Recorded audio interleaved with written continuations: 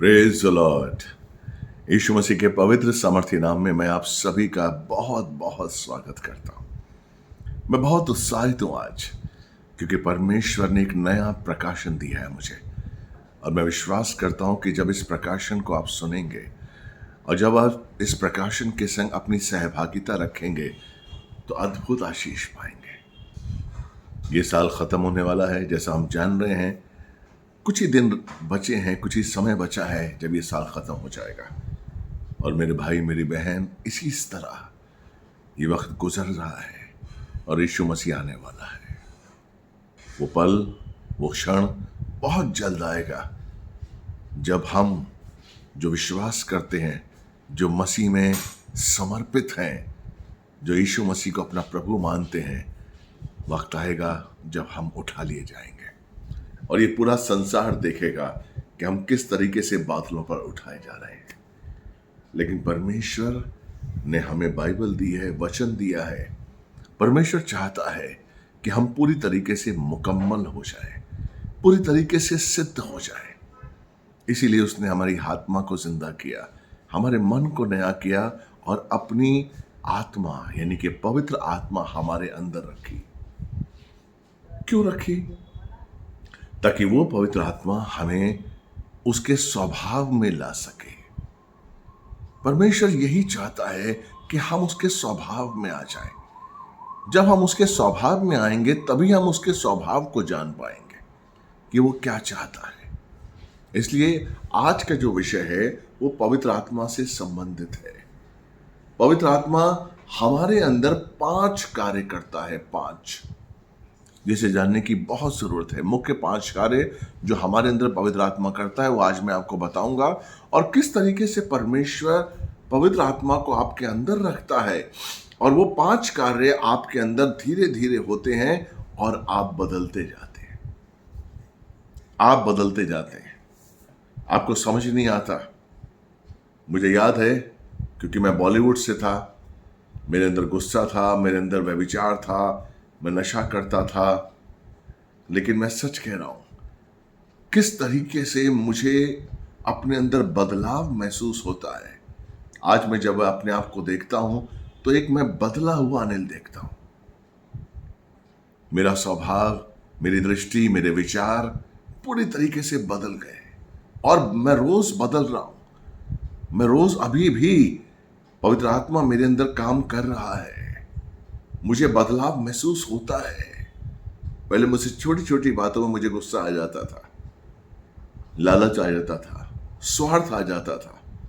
लेकिन आज मैं देखता हूं कि मेरे अंदर गुस्सा नहीं आता, मेरे अंदर सब्र आता है।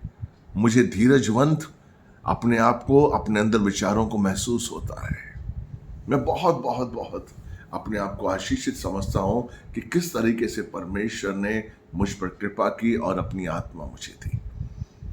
आपके अंदर भी वही आत्मा है जो मेरे अंदर है। मेरे अंदर भी वही काम करती है आत्मा जो आपके अंदर करती है। इसलिए मैं आज आपको बताना चाहता हूं और समझाना चाहता हूं कि वो आत्मा कैसे काम करती है और उसके कार्यों को हम कैसे पहचान सकते हैं। बहुत धीमी आवाज में पवित्र आत्मा बात करता है, ऊंची आवाज में नहीं। तो हम उसकी आवाज को कैसे सुने, हम कैसे पहचाने कि यह पवित्र आत्मा का कार्य है या पवित्र आत्मा कर रहा है। तो 5 कार्यों में पहला कार्य जो पवित्र आत्मा करता है वो ये है कि हमारे स्वभाव को वो बदलता है, हमारे अंदर परमेश्वर के स्वभाव को लाता है। Praise the Lord. अगर आप गलतियों 5:22 और 23 पढ़ेंगे, गैलेशियन 5:22-23, तो उसमें पवित्र आत्मा के 9 फलों के बारे में बहुत ही अच्छी तरीके से विवरण दिया गया है कि पवित्र आत्मा के 9 फल हैं।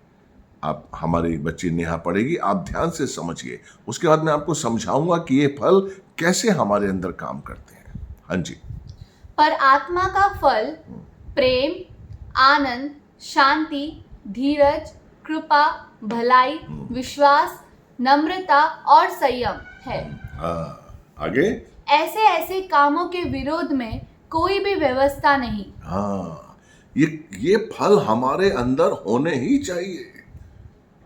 अगर हमारे अंदर ये फल नहीं है तो हम ना तो मसीह के कार्यों को समझ सकते हैं, ना ही हम परमेश्वर की योजनाओं को, ना ही हम परमेश्वर को समझ सकते हैं। इसलिए 9 फलों का होना, जिसमें प्रेम, आनंद, संयम, धीरजवंत होना, सहनशीलता आना, विश्वसता होना, शांति का होना, संयम का होना, ये बहुत जरूरी है। और पवित्र आत्मा ये हमारे अंदर करता है।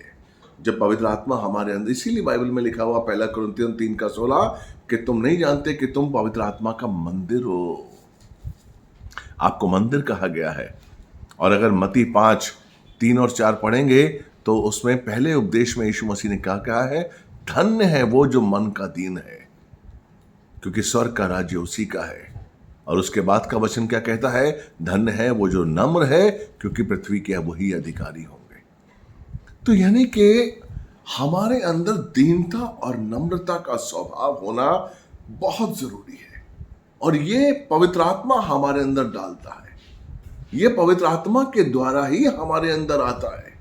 हमारे अंदर घमंड चला जाता है, हमारे अंदर स्वार्थ निकल जाता है, व्यभिचार निकल जाता है, लालच निकल जाता है। आप नहीं जानते हैं, आहिस्ता आहिस्ता परमेश्वर आपको बनाता है, आपके स्वरूप को बदलता है। भजन संहिता 119 का अगर हम 73 पढ़ेंगे तो हम जानेंगे कि किस तरीके से परमेश्वर हमारे अंदरूनी स्वभाव को बदलता है। भजन संहिता 119, साम 119, 73 पढ़िए बेटा। तेरे हाथों से मैं बनाया और रचा गया हूँ। हाँ, मुझे समझ दे कि मैं तेरी आज्ञाओं को सीखूं। हाँ, तेरे हाथों से मैं संवारा गया हूं। देखिए बाइबल कहती है यूहन्ना 15:16 कि तुमने मुझे नहीं चुना, मैंने तुम्हें चुना है। और सिर्फ चुना ही नहीं है, चुनकर नियुक्त किया है ताकि तुम फल लाओ। अब देखिए ये पार्ट हो गया कि परमेश्वर ने हमको चुना है, चुनकर नियुक्त किया है। नियुक्त करने के बाद का जो समय है, इसमें बहुत पार्ट्स हैं। उसने चुना है, उसके बाद हमें नियुक्त किया है। नियुक्त करने से पहले उसने हमें स्वभाव दिया है, हमें संवारा है।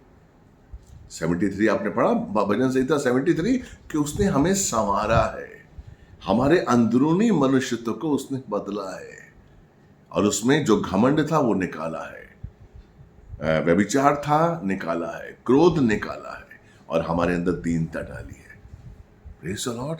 इसीलिए बाइबल कहती है कि हमें दीन बनना है। इसलिए बाइबल कहती है कि जब हम उपवास करें तो उपवास का मतलब क्या है, हमें हमारे अंदर दीनता आए। Praise the Lord.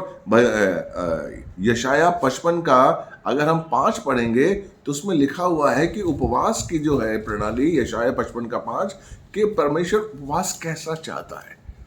ये नहीं कि हम खाने के लिए हम एक वक्त ना खाएं, हम 2 वक्त ना खाएं, हम बड़े होते हैं कि साहब देखा हम नहीं खा रहे हैं, हमने उपवास किया। लेकिन परमेश्वर कैसा उपवास चाहता है, परमेश्वर क्या चाहता है, हमारे अंदर क्यों स्वभाव हुआ है। पढ़िए बेटा। सुन, तू ऐसी जाति को जिसे तू नहीं जानता बुलाएगा। 5वां ये यशाया 55:5, 55:5। हालेलुया। पढ़िए। और ऐसी जातियों जो तुझे नहीं जानती तेरे पास दौड़ी आएगी, वे तेरे परमेश्वर यहोवा और इज़राइल के पवित्र। माफ करिएगा 58:5, 58:5। जिस उपवास से मैं प्रसन्न होता हूँ, अर्थात जिसमें मनुष्य स्वयं को दीन करे, क्या तुम इस प्रकार करते हो? Praise the Lord. दीन करे, कौन सा उपवास? आप अगर अपने आप को दीन करते हैं उस समय आप उपवास में हैं। यानी कोई आपको गाली दे रहा है, कोई आपका मजाक उड़ा रहा है, कोई आपकी बात नहीं सुन रहा है, लेकिन आपको गुस्सा नहीं आ रहा है, आप अपने आप को दीन कर रहे हैं, आप अपने आप को नम्र कर रहे हैं। परमेश्वर वो उपवास चाहता है कि हमारे अंदर ईर्ष्या नहीं आए। मेरा एक बहुत पहले वीडियो आया था कि ईर्ष्या और गुस्से का उपवास। हम खाने का उपवास करते हैं, लेकिन हमारे अंदर हमें वो उपवास करना है जिससे हम ईर्ष्या ना करें। अगर आपके अंदर ईर्ष्या है, अगर आपके अंदर गुस्सा आता है, अगर आपके अंदर लालच आता है, तो आप उपवास करें कि नहीं, आज एक दिन मेरे अंदर मैं लालच नहीं लाऊंगा, आज एक दिन आप मांगिए पवित्र आत्मा से कि पवित्र आत्मा आपको शक्ति दे, उसकी अगुवाई में चलें कि मैं व्यभिचार नहीं लाऊंगा, मैं गलत विचार नहीं लाऊंगा। इसका उपवास करिए। यही चाहता है परमेश्वर कि हमारे अंदर उपवास हम किस चीज का करें कि जो हमारे अंदर अवगुण है वो निकल जाए। इसलिए फिलिपियो 2:5 कहता है कि पर यीशु मसीह जैसा स्वभाव तुम में होना चाहिए। Praise the lord, hallelujah. और इसी तरीके से व्यवस्था विवरण 8:2 में उसने कहा, डिटोनॉमी 8:2 में परमेश्वर ने इजरायलियों से कहा है कि स्मरण करो कि मैं तुम्हें जंगल में क्यों लेकर आया। व्यवस्था विवरण 8:2 पढ़िए बेटा। और स्मरण रख हाँ। कि तेरा परमेश्वर यहोवा हाँ। 39 वर्षों में तुझे सारे जंगल के मार्ग में से इसीलिए ले आया है, इसीलिए लेकर आया, सुनिए ध्यान से, कि वो तुझे नम्र बनाए, कि वो तुझे नम्र बनाए और तेरी परीक्षा करके ये जान ले कि हाँ। तेरे मन में क्या क्या है। आमीन। तेरे मन में क्या क्या है। 40 साल तक परमेश्वर ने इस्राएलियों को मन्ना खिलाया और जंगल में रखा ताकि वो दीन बने, ताकि वो परमेश्वर के तंबू के करीब आए, प्रेम सीखें, उनके अंदर प्रेम आए, उनके अंदर नम्रता आए। Praise the Lord. ये स्वभाव हमारे अंदर कौन लेकर आता है? पवित्र आत्मा। इसलिए पवित्र आत्मा हमारे अंदर जब आता है तो हमारे अंदर वो दीनता का स्वभाव लाता है, पवित्रता का स्वभाव लाता है, नम्रता का स्वभाव लाता है। हमें उसकी धार्मिकता की भूख होती है, हमारे अंदर दया आती है। कोई भूखा होता है तो हमारे अंदर दया आती है। कौन डालता है दया? पवित्र आत्मा। क्षमा की भावना हमारे अंदर कौन लाता है? पवित्र आत्मा। ताकि हम पूरी तरीके से उसके स्वभाव में आ जाएं और सिद्ध बन जाएं। तो पहला काम क्या है पवित्र आत्मा का? कि हमारे अंदर स्वभाव लाना, हमारे स्वभाव को बदलना। दूसरा क्या है? कि हम में यीशु को प्रकट करना। Praise the Lord. 1 कुरिन्थियन 11:24 में लिखा हुआ है, जब उसने प्रभु भोज खिलाया, कि यीशु को हमारे अंदर प्रकट करना। कैसे प्रकट करेगा वो हमारे अंदर? जब वो हमारे अंदर आना, यीशु चाहता है कि वो उसके अंदर प्रकट हो। Praise the Lord. पढ़िए 1 कुरिन्थियन 11:24। और धन्यवाद करके हाँ। उसे तोड़ी और कहा, हाँ। ये मेरी देह है जो तुम्हारे लिए है, मेरे स्मरण के लिए यही किया करो। मुझे याद करने के लिए यही किया करो कि मेरी देह जो रोटी के रूप में तुम ले रहे हो वो तुम्हारे अंदर है, यानी कि तुम्हारे अंदर यीशु प्रकट हो। जॉन 14:16-18 में अगर हम देखेंगे तो यहाँ पवित्र आत्मा का कार्य आपको एक और बताता है। हालेलुया। जॉन 14:16-18 पढ़िए बेटा। मैं पिता से विनती करूंगा, हाँ। और वो तुम्हें एक और सहायक देगा। पवित्र आत्मा एक सहायक के रूप में हमें दिया गया है। Praise the Lord. और क्यों दिया गया है? सुनिए। कि वो सर्वदा तुम्हारे साथ रहे। कि वो सर्वदा तुम्हारे साथ रहे। अर्थात सत्य का आत्मा, हाँ। जिसे संसार घृणा नहीं कर सकता, ग्रहण नहीं कर सकता। हाँ। क्योंकि वो न उसे देखता है और न उसे जानता है। तो सबसे पहली बात हमें यहाँ पर क्या पता चली? कि वो सत्य का जो आत्मा है, पवित्र आत्मा, वो सदा हमारे साथ रहेगा, कभी कभी के लिए नहीं। पुराने नियम में परमेश्वर जब किसी को चुनता था अपने नबियों को, तो अपनी बात कहने के लिए पवित्र आत्मा का उपयोग करता था कभी कभी। लेकिन नए नियम में यीशु मसीह के द्वारा जब हमने यीशु मसीह पर विश्वास किया और यीशु मसीह ने जब हमें शुद्ध किया और हमने बपतिस्मा लिया, पूरी तरीके से हमने विश्वास किया, तो पवित्र आत्मा हमारे अंदर उतरा। बपतिस्मा ले न लें, जब हम विश्वास करते हैं तो पवित्र आत्मा हम पर उतरता है। Praise the lord. Hallelujah. Bible कहती है कुरनेलियस जो है एक्ट्स 10 में अगर देखेंगे, कुरनेलियस को पवित्र आत्मा मिला। उसने बपतिस्मा नहीं लिया था, लेकिन उसको पवित्र आत्मा मिला जब पतरस ने उसके ऊपर हाथ रखा और परमेश्वर का आशीष उतरा। हालेलुया। तो पवित्र आत्मा हमें मिलता है, और जब वो किसके लिए मिलता है? सदा के लिए, ताकि वो यीशु को हम में प्रकट करे। यीशु ने क्या कहा है, यीशु ने क्या किया है। आपको याद होगा कि यीशु मसीह ने अपने चेलों को मरने से पहले कई बार कहा कि मैं मरूंगा और 3 दिन के बाद जिंदा हो जाऊंगा। यहूदी अन्य जाति के लोग जो हैं वो मुझे मारेंगे, कूटेंगे, कोड़े मारेंगे, मेरा लहू बहाएंगे और कीलें मेरे हाथ और पैरों में लगाएंगे और मैं फिर 3 दिन के बाद जिंदा हो जाऊंगा। लेकिन उसके चेले याद नहीं रख सके।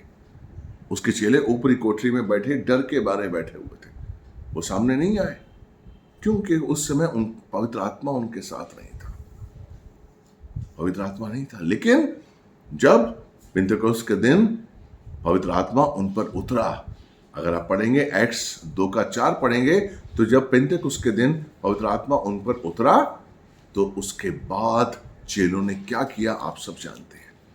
अगर आप पूरा एक्ट्स पढ़ेंगे तो आप जानेंगे पतरस ने कैसे काम किए, मुर्दों को जिंदा किया, उसकी परछाई से लोग आशीष और चंगाई पाते थे, पौलुस के द्वारा लोग आशीष और चंगाई पाते थे।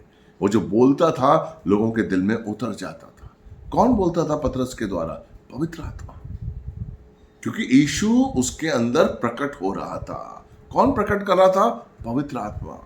इसलिए प्रभु भोज की रीति बनाई गई है ताकि हम जब अपने आप को पवित्रता के साथ रखते हुए जब हम उसकी देह को लेते हैं अपने अंदर, जब उस रोटी को देह के रूप में अपने अंदर लेते हैं तब यीशु हम में प्रकट होता है। Hallelujah, praise the Lord. तो उस रोटी के द्वारा हमें याद रखना है कि यीशु मसीह ने हमारे लिए क्या किया। वो प्रकट क्यों होता है? ताकि हम जाने कि उसने हमारे लिए कौन कौन से कार्य किए हैं और हमें क्या करना है, हमें किस तरीके से जीना है। वो 24 घंटे। लेकिन जब आप संसार में जाते हैं और संसार को मान्यता देते हैं, जब आप संसार को इंपॉर्टेंस देते हैं तो बेचारा जो पवित्र आत्मा है ना चुप हो जाता है, क्योंकि वो आपके अंदर परमेश्वर की महिमा करने के लिए है। वो संसार, अगर जब आप टीवी देखते हैं, जब आप कुछ संसारिक बातें करते हैं तो पवित्र आत्मा को अच्छा नहीं लगता। वो अंदर ही अंदर सिमटता है, क्योंकि वो संसार, वो पाप नहीं देख सकता, वो पाप नहीं सुन सकता, क्योंकि वो पवित्र आत्मा है। इसलिए जब आप उस संसार में जाकर आप गलत चीजों के अंदर अपना जीवन को बिताते हैं, अपने समय को बिताते हैं, तो पवित्र आत्मा को कष्ट होता है। Praise the Lord. इसलिए हमें बहुत ही ध्यान से अपने जीवन को बिताना है। हमें वो काम करना है जो परमेश्वर को पसंद है, हमें वो सुनना है जो परमेश्वर को पसंद है। Praise the Lord. तो दूसरा पॉइंट क्या था? पहला क्या था कि पवित्र आत्मा आपके स्वभाव को बदलता है, परमेश्वर का स्वभाव आप में डालता है। और दूसरा क्या है कि यीशु मसीह को आप में प्रकट करता है। और तीसरा क्या है कि हमारे लिए परमेश्वर से प्रार्थना करता है, हमारी निर्बलताओं के लिए। रोमियो 8:26 अगर पढ़ेंगे, रोमन 8:26, इसमें पता चलेगा कि किस तरीके से पवित्र आत्मा हमारे लिए प्रार्थना करता है। पढ़िए बेटा, रोमन 8:26। इसी रीति से आत्मा भी हमारी दुर्बलता में सहायता करता है। आत्मा भी, कौन सी आत्मा? पवित्र आत्मा जो हमारे अंदर है, हमारी दुर्बलता में सहायता करता है। क्योंकि हम नहीं जानते कि प्रार्थना किस रीति से करना चाहिए। क्योंकि हम नहीं जानते कि प्रार्थना किस रीति से करनी चाहिए, परंतु आत्मा आप ही ऐसी आहें भर भर कर जो बयान से बाहर है हमारे लिए विनती करता है। आमेन। यानी कितना प्यार करता है पवित्र आत्मा हमारी निर्बलता के लिए। हम आहें भर भर कर जो बयान से बाहर है हमारे लिए प्रार्थना करता है। हम नहीं जानते कि हमें कैसी प्रार्थना कर रही है। वचन कहता है ना, इसका मतलब क्या हुआ? देखिए, आप क्या मांग रहे हैं? आप जब मसीह होते हैं ना, अब जब हम मसीह बन गए, जब हम प्रभु में आ गए, हम समझते हैं कि हम सिद्ध हो गए, हम समझते हैं कि हम पूरी तरीके से परिपक्व हैं। लेकिन नहीं, आत्मा जानता है कि हम में क्या कमी है। तो हम मांगते हैं कि हमारे पास दौलत आ जाए, हम प्रचार के लिए कहाँ कहाँ जाए, हमें अच्छी मिनिस्ट्री हो जाए, हमारी मिनिस्ट्री खूब फले फूले। हम नहीं, लेकिन पवित्र आत्मा क्या चाहता है?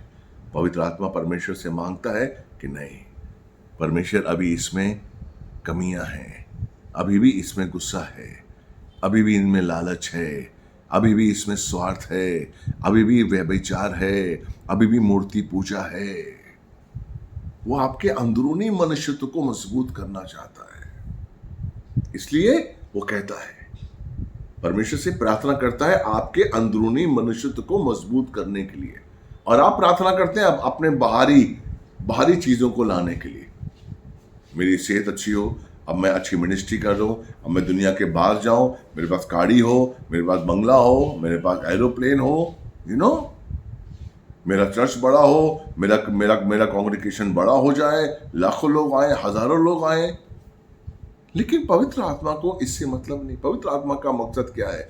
कि हम स्वभाव परमेश्वर का आए हम में। जब तक हमारे अंदर परमेश्वर का स्वभाव नहीं आएगा, तब तक हम परमेश्वर को पूरी तरीके से नहीं जानेंगे।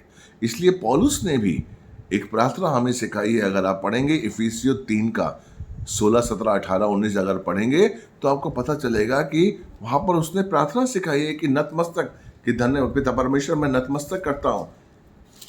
हालेलुया। पढ़िए बेटे वो प्रार्थना, कि वो अपनी महिमा के धन के अनुसार, मैं प्रार्थना करता हूं कि वो परमेश्वर अपनी महिमा के धन के अनुसार तुम्हें यह दान दे कि तुम उसके आत्मा से अपने भीतरी मनुष्यत्व में सामर्थ पाकर बलवंत होते जाओ। ताकि तुम उसकी आत्मा के द्वारा अपने भीतरी मनुष्यत्व में सामर्थ पाकर बलवंत हो जाओ। देखिए यहां पर प्रार्थना क्या कह रहा है, पौलुस क्या कह रहा है? कि वो आत्मा के द्वारा हमारे भीतरी मनुष्यत्व को मजबूत करना चाहता है।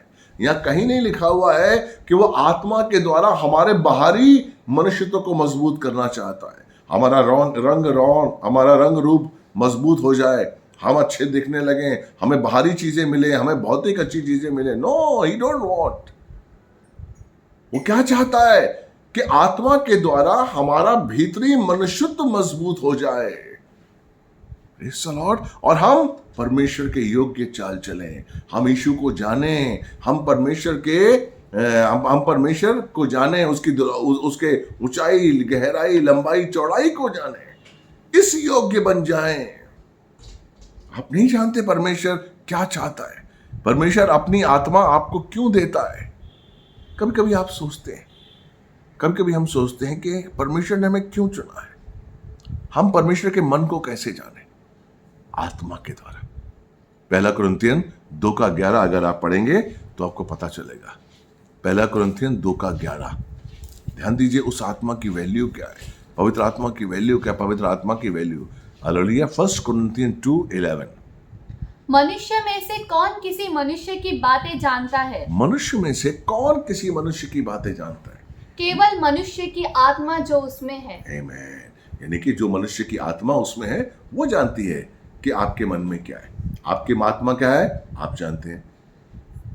आपके पड़ोसी के मन में क्या है उसकी आत्मा जानती है। आपके पास्टर के मन में क्या है उसकी आत्मा जानती है। लेकिन आगे बढ़िए। वैसे ही परमेश्वर की बातें भी कोई नहीं जानता, केवल परमेश्वर का आत्मा। इसीलिए परमेश्वर के मन में क्या है कौन जानता है? परमेश्वर का आत्मा।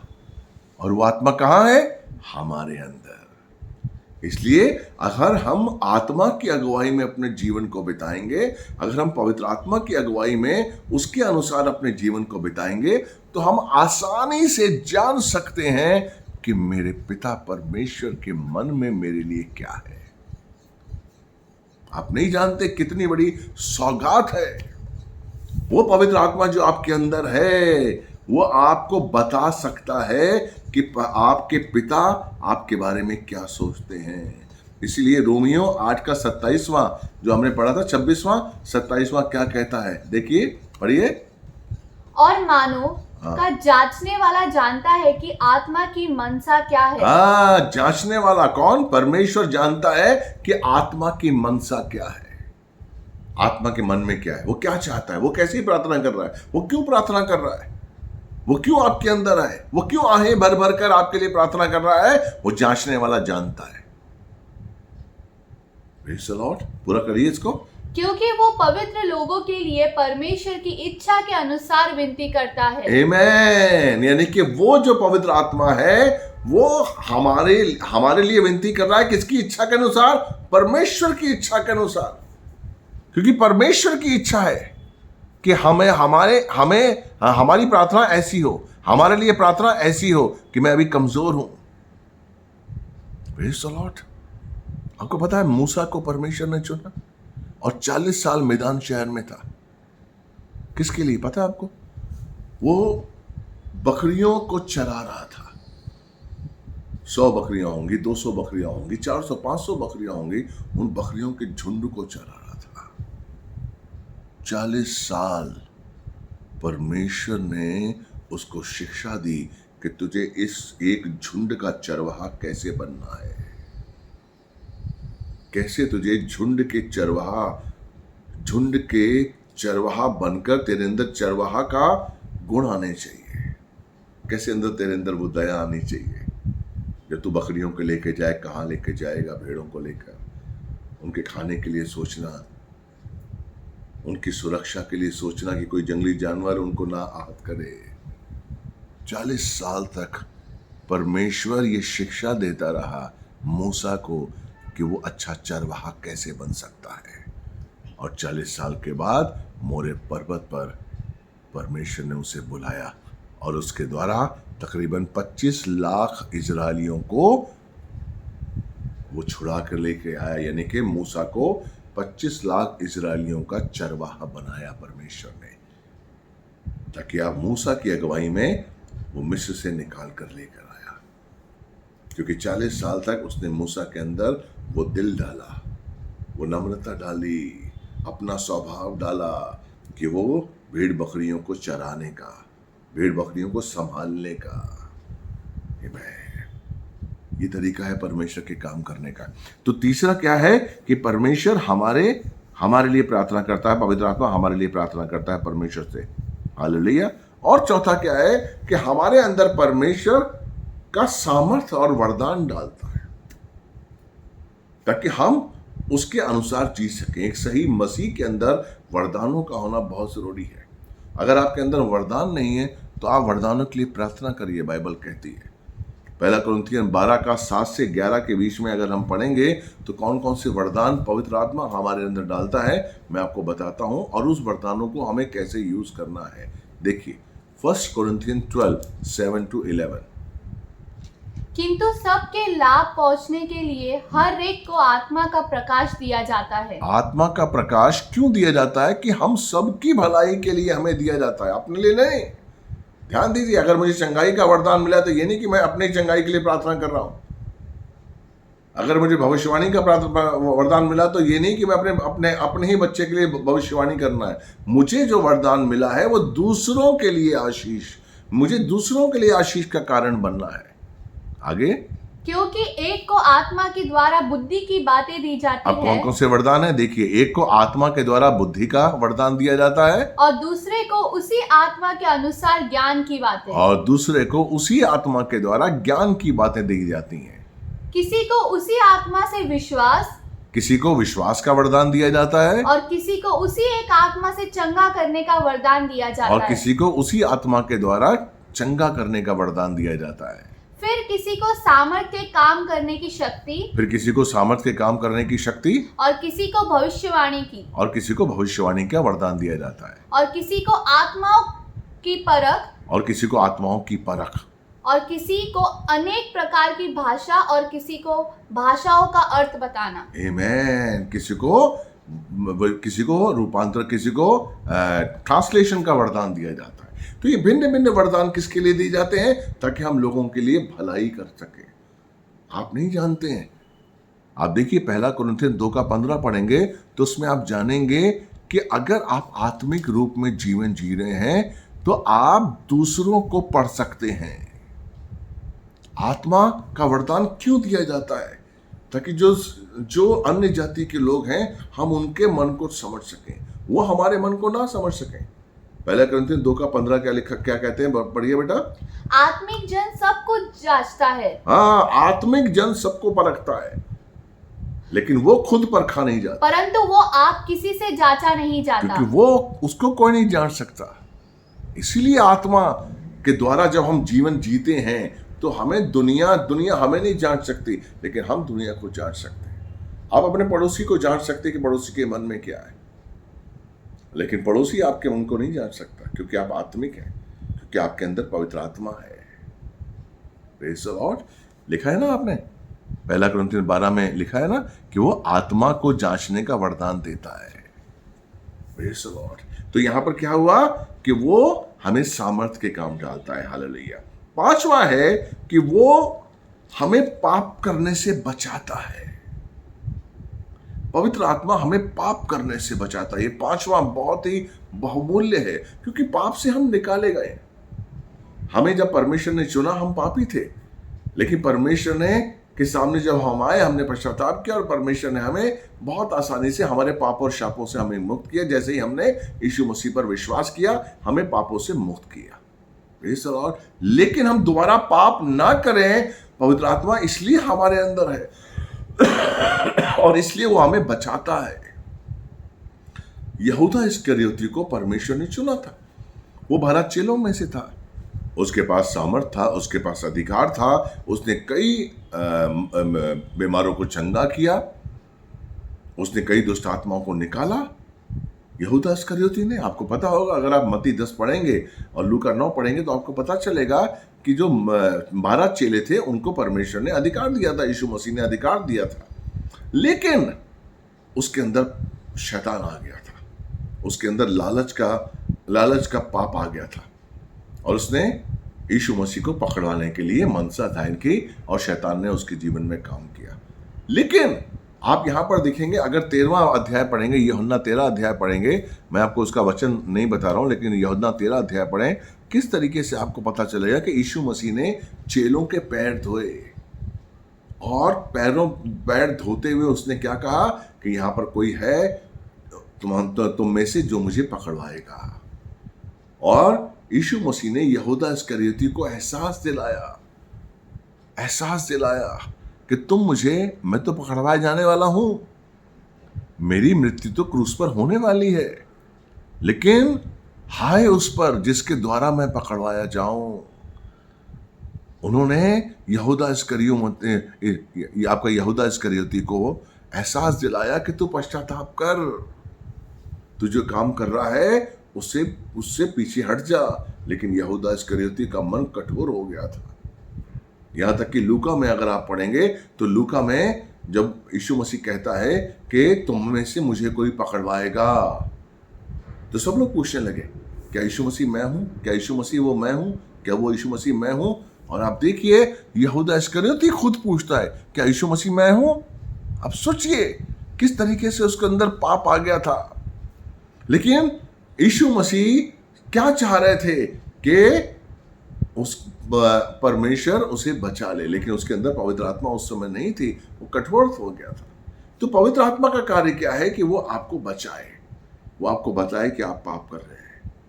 जब आप पाप की तरफ जाते हैं तो पवित्र आत्मा आपको बताता है कि आप पाप कर रहे हैं। आपके अंदर बेचैनी हो जाती है जब आप झूठ बोलते हैं। मेरे अंदर बेचैनी होती है, कहीं भी कुछ गलत काम, अगर गलत बात मेरे अंदर कोई आती है या मुझसे कोई गलत बात करता तो मैं एक बेचैन हो जाता हूं।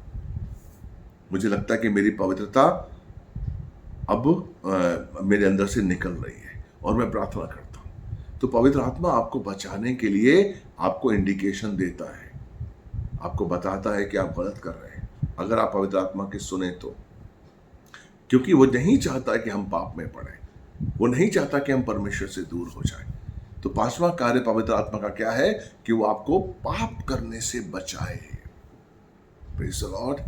इसलिए बाइबल लिखी गई है, इसलिए कलीसिया है कि हम कलीसिया में जाएं और पवित्र आत्मा के अनुसार हम वो वचनों को समझें और अपने आप को पाप से दूर करें। Praise the Lord. इसलिए 5 कार्य जो पवित्र आत्मा के हैं, मैंने आपको बताया। पहला कार्य कि वो परमेश्वर का स्वभाव हम में लेकर आता है, हमारे स्वभाव को बदलता है। दूसरा, यीशु मसीह को हम में प्रकट करता है। Praise the Lord. तीसरा, वो हमारे लिए परमेश्वर से प्रार्थना करता है हमारी निर्बलताओं को दूर करने के लिए। हालेलुया। चौथा, वो परमेश्वर, वो यीशु मसीह के सामर्थ हमारे अंदर वरदान के रूप में डालता है। और 5वां, वो हमें पाप करने से बचाता है। Praise the Lord. तो ये कार्य अगर आप समझ गए हैं तो बिल्कुल आप विश्वास करिए कि पवित्र आत्मा जो आपके अंदर है वो आपको बचाता है, वो आपको यीशु को प्रकट करता है, वो आपके अंदर वरदान डालता है।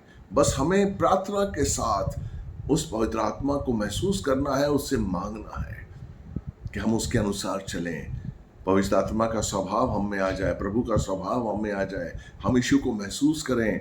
उन वचनों के द्वारा हम अपने आप को संभालें, जांचें, ताकि हम कोई भी गलत काम ना करें जो हमें परमेश्वर से दूर कर दे। Praise the lord, hallelujah. मैं विश्वास करता हूँ कि ये जो प्रचार था आपको समझ आया होगा, और मैं विश्वास करता हूँ कि इसने आपके जीवन में काम किया होगा। अगर अच्छा लगे तो दूसरों को शेयर करिए और सब्सक्राइब करिए प्लीज़, और मेरे लिए प्रार्थना करिए ताकि हम और नए नए विषय लेकर आपके सामने आ सके। मैं आपके लिए प्रार्थना करता हूँ, धन्यवाद देता हूँ पिता परमेश्वर, ये जो सहभागिता के साथ इन लोगों ने सुना है परमेश्वर, इनको आशीष दीजिए और पवित्र आत्मा का आशीष इन सबको मिले और ये उसके कार्यों को समझ सकें और उसके अनुसार चल सकें। परमेश्वर पवित्र आत्मा आप इन सब के जीवन में काम करिए, जो नहीं जानते वो भी आपको जाने और आपका आशीष पाएं। यीशु मसीह के पवित्र सामर्थी नाम से मांगते, धन्यवाद देते। सुनने वाले हर भाई बहन के लिए आशीष मांगते, धन्यवाद। प्रार्थना आपने सुनी और कबूल की। मैंने गॉड ब्लेस यू। प्रभु आपसे बहुत प्यार करता है, यीशु मसीह आपसे बहुत प्यार करता है। क्रिसमस अच्छी तरह मनाइए, गरीबों की सुधि लीजिए, कंगालों की सुधि लीजिए, विधवाओं की सुधि लीजिए, बच्चों की सुधि लीजिए और आनंद मनाइए। प्रभु आपसे बहुत प्यार करता है। God bless you.